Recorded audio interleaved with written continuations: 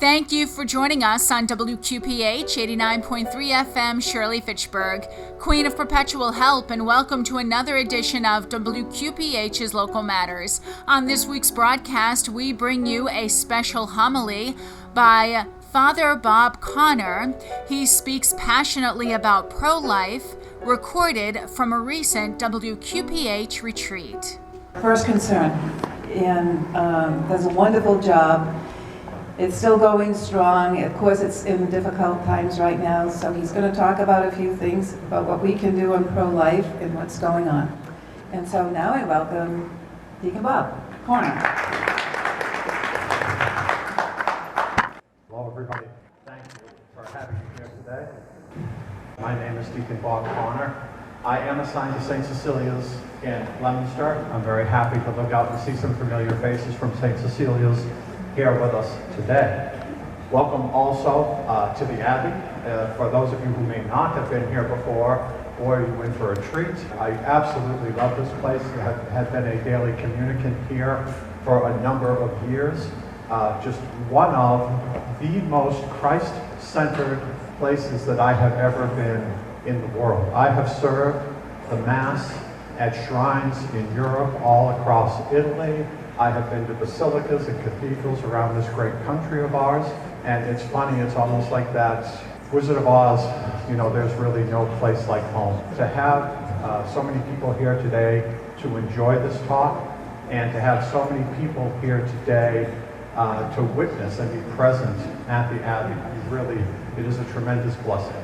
And if there is any subject matter to be passionate about, it should be the aspect of pro-life. Being Catholic and being pro-life. Now these are two things that should go hand in hand. Parishioners at St. Cecilia's know a little something about me because I will speak about it on occasion. I was not always Catholic. I'm a convert to the faith. And similarly, in my life, I was not always pro-life. I was sort of the lukewarm pro-choice, where I didn't think that it was my responsibility to tell somebody else what they should or should not be doing, for me to make moral judgments about somebody else's choices. It was wrong of me to feel that way. So we often think, you know, this sort of chicken and the egg thing for me. Did I become pro-life and then become Catholic? Did I become Catholic and then become pro-life? And the two things sort of happened for me hand in hand. Because while you can be pro-life and not be Catholic, you really cannot be Catholic and not be pro-life. There are so many people, secular, Christian, of other denominations, Hindu, Jewish, that I have met that are pro-life.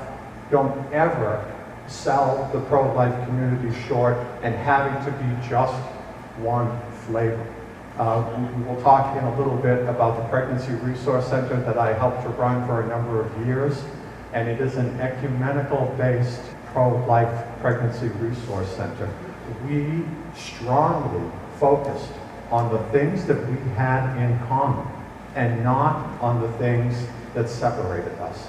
And while I love my Catholic faith, I would never presume to think that someone who is devoutly pro-life is any less because they might not share my faith tradition. It's sort of like, I like to have a glass of bourbon every once in a while, right? And it's sort of like the Catholic and the pro-life thing to me, right? So like all bourbon is whiskey, but not all whiskey is bourbon. Mm-hmm. It's sort of that same way to think about it. All Catholics must be pro-life, but not all pro-life must be Catholic. Now what made me pro-life, just for a little bit of background, it was examples in my life. And when I look back on them throughout my life, what is most surprising to me is that I was not pro-life earlier in my journey. I'm the youngest from a family of 7. If there is not a better example of a pro-life attitude, right? I gotta love a large family. It's a beautiful, beautiful thing. Being the youngest of 7 gave me opportunities to interact with all of my siblings. One of my siblings was a sister that was brought into our family by my mother. Her mother and father, my uncle and his wife, she had a car accident and she passed away, and they had 9 children and did not know, he could not handle them all. And so he sort of farmed them out to his brothers and sisters. And we took that little girl into our home. She became I was still the youngest, she became my next oldest sibling. But from the day that she came into our home, my mother made it extremely clear, you never call her your cousin, she is your sister. And I probably experienced some welts on my backside for the times that I neglected or got angry and did not recognize her as my sister. This is a pro-life example, to take in those who are in need. Because I am preparing for my homily, of course, I'm very deep into the scriptures for this 15th Sunday in ordinary time as well. And if there is a pro-life message, it can be beautifully woven into the scriptures that we hear this weekend. You know, Moses tells the Israelites, this command that I enjoin on you today is not too mysterious or remote for you. It's not up in the sky that you should say, will you go up into the sky and get it for us and tell us of it so that we may carry it out? It's not across the sea that you should say, who will cross the sea and get it for us and tell us of it that we may carry it out. No, it is something very near to you, already in your hearts and in your minds. You have only to carry it out. This is the pro-life message that we should all take away with our Catholic faith. We do not need anyone to tell us what is right. We only need to stand up and carry it out.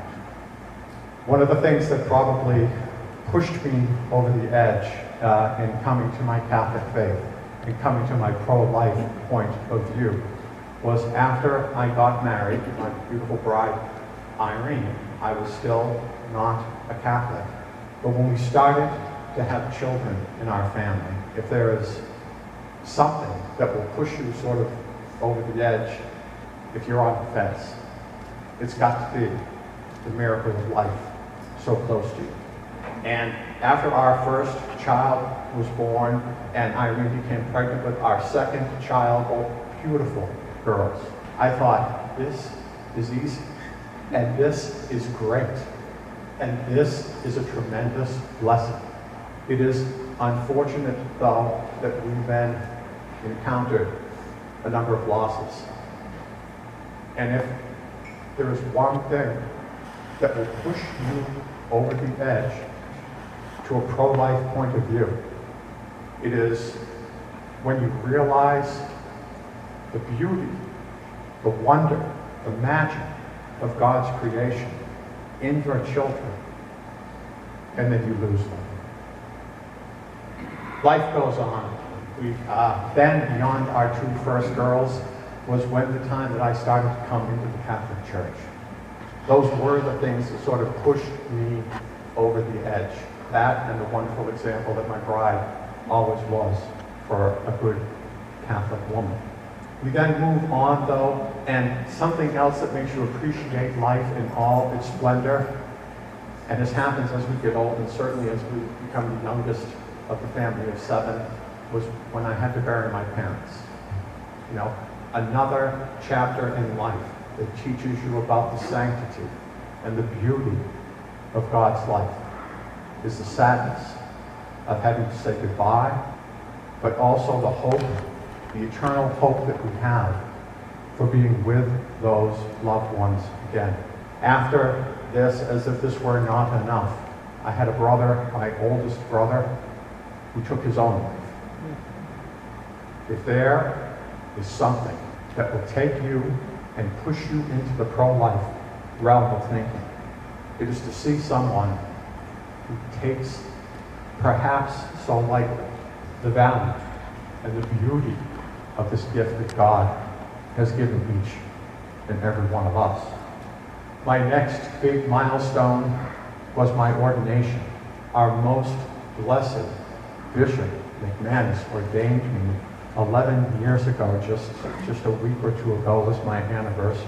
After 5 years of formation, and through some of these things that I've just spoken about with you, I was able to maintain, and our bishop, whom I have sworn my loyalty to him and his successors, and I could not be happier for that. He is truly a blessed, wonderful bishop that we have, ordained me into the diaconate.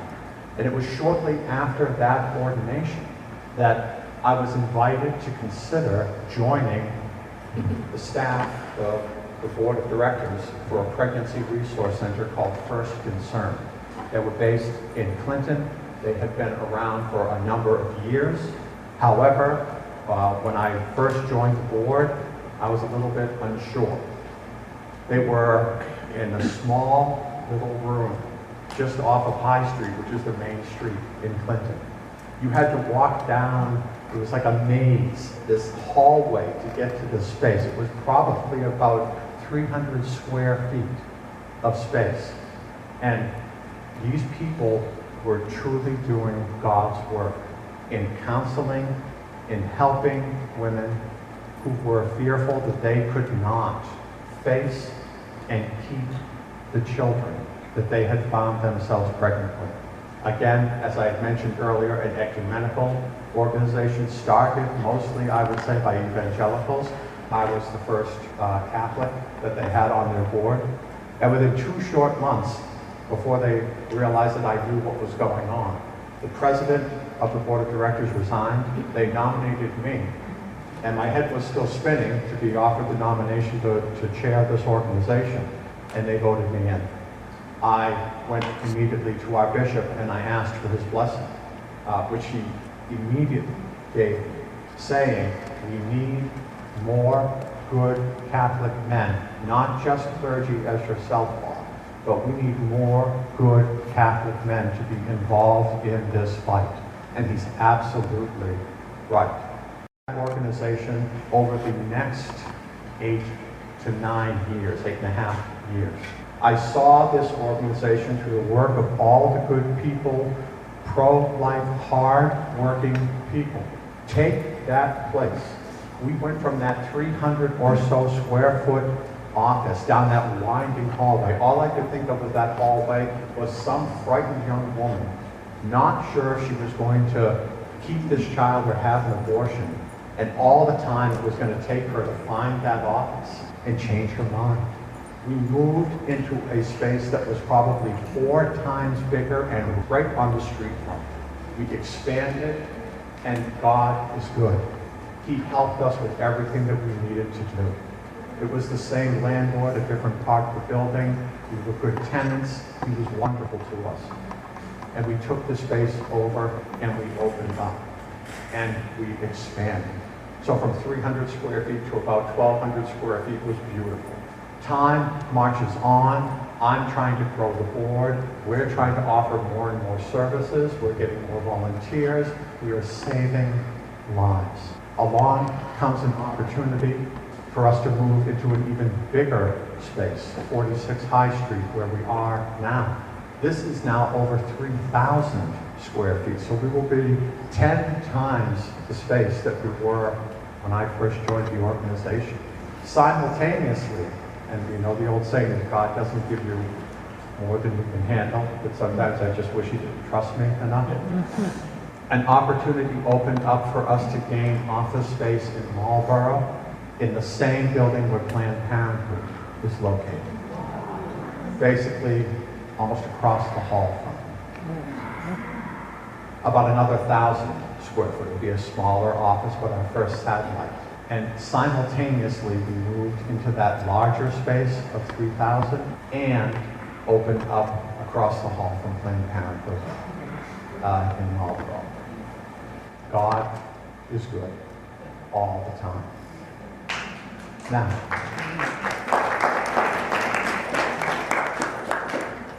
we have now since gone on to the point that we have sort of bit the bullet and decided that we are going to become a medical clinic. The board had gotten high. We had a sizable amount of funds saved up for just this purpose in the bank. And I should tell you that when we talk about how good God is when it comes to organizations like First Concern. First Concern is an organization that will help you no matter what. We are Christian. We are not necessarily Catholic, but we are Christian, ecumenical, and all we care about is how do we help this mother and or father to remove the roadblocks that prevent them from bringing this child in. And that's really the underlying principle. Whenever somebody comes in and they say, I have to get rid of this child, because if I don't, my parents are going to throw me out.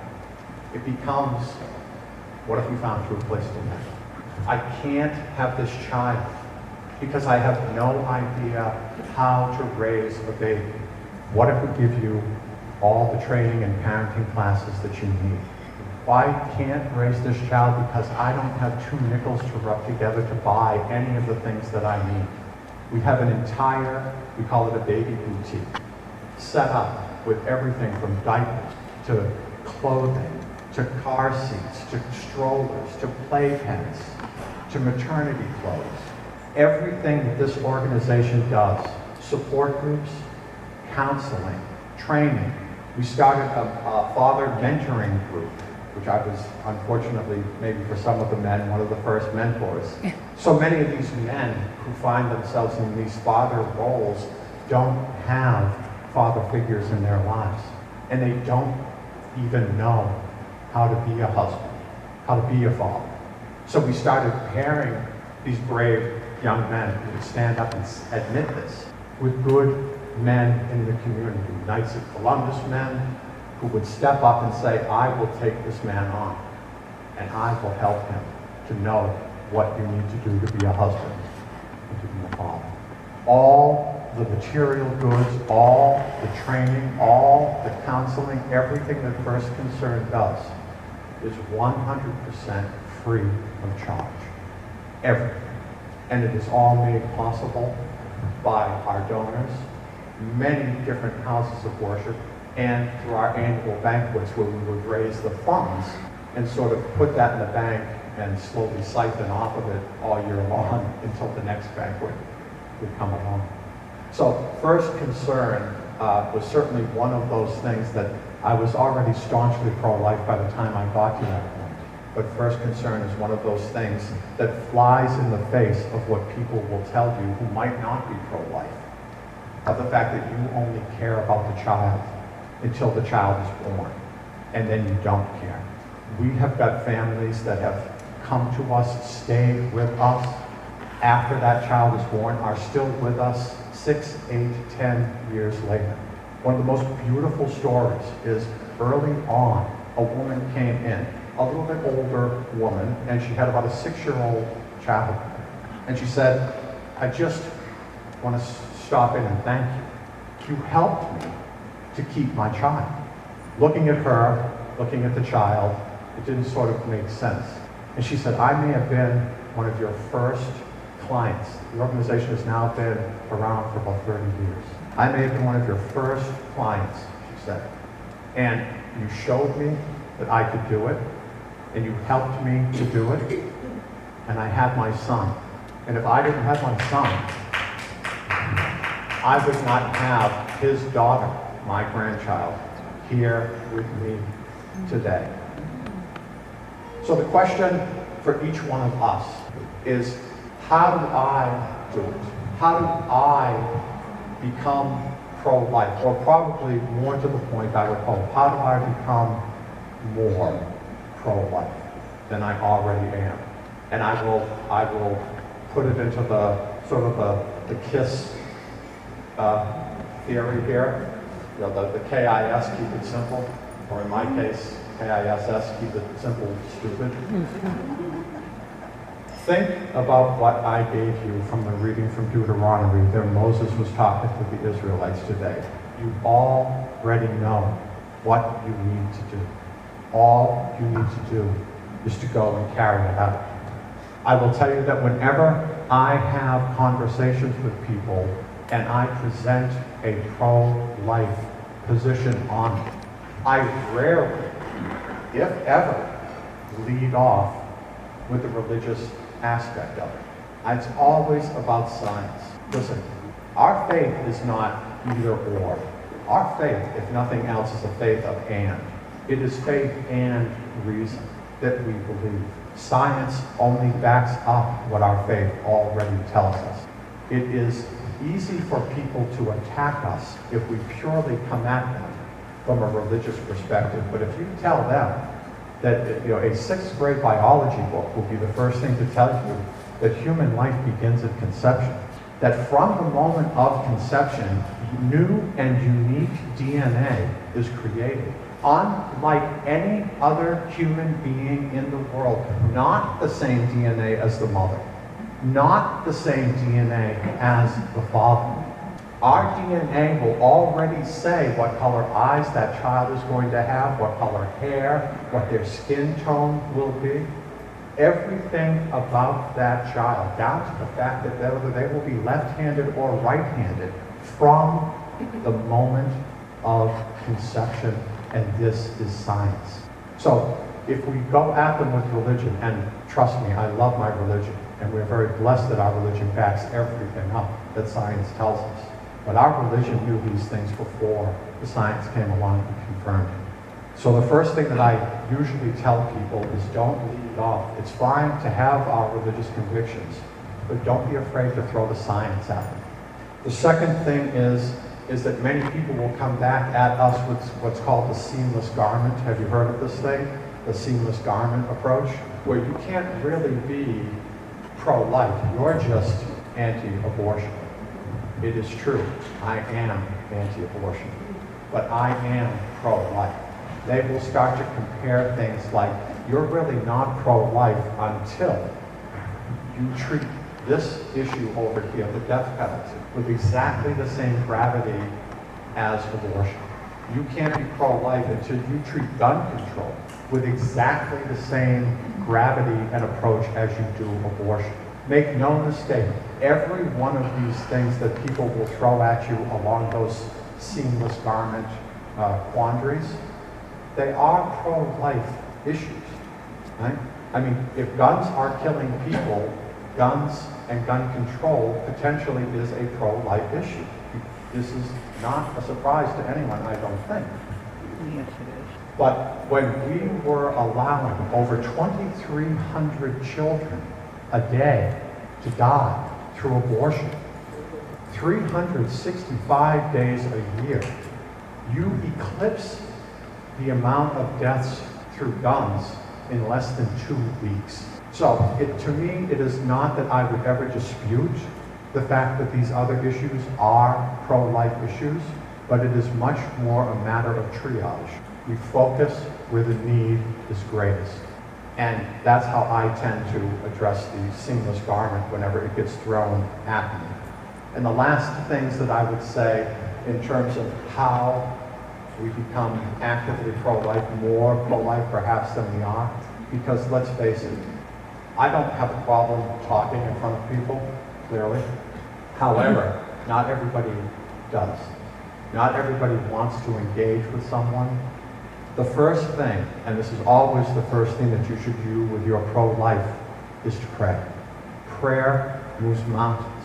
Never stop praying. Pray your rosaries. Pray for the unborn. Pray for the parents of the unborn to have a change of heart. Pray for the pro-abortion people to have a change of heart. Pray. The second thing that you can do and should do is to vote. And I mean, I don't care if it's for dog catcher. You do not be afraid to ask somebody, what is your position on the sanctity of human life? That's it. I have had people come back to me and say, well, there are selectmen for the town, like it really matters. And it does matter.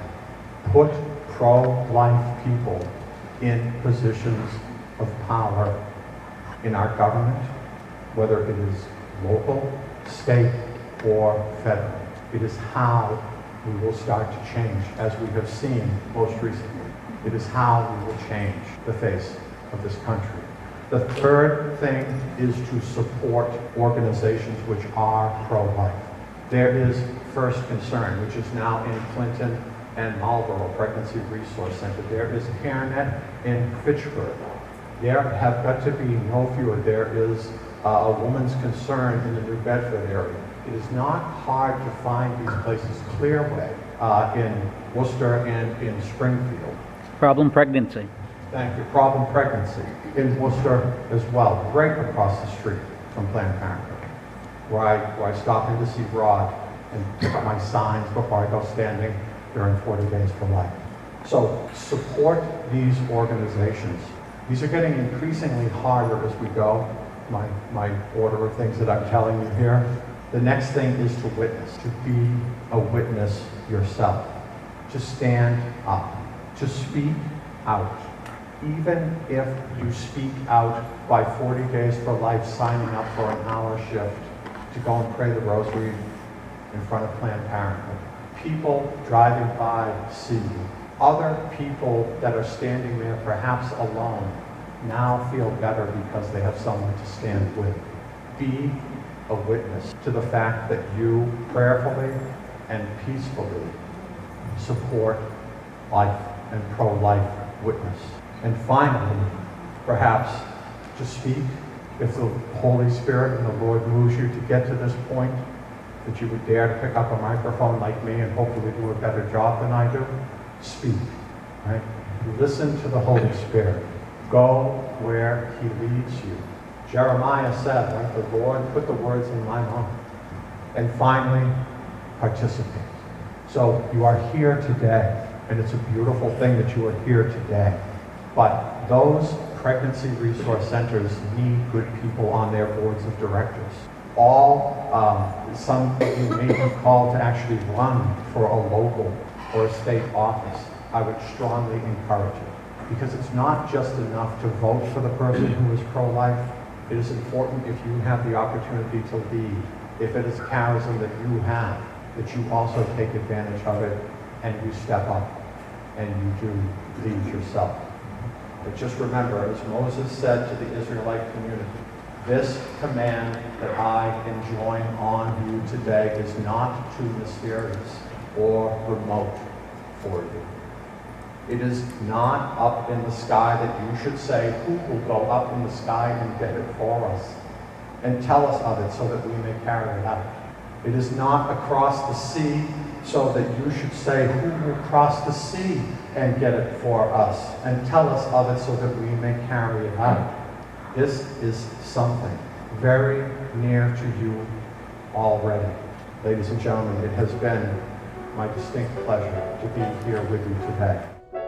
Thank you for listening to another edition of WQPH's Local Matters. We hope you enjoyed the broadcast and hope you have a blessed week.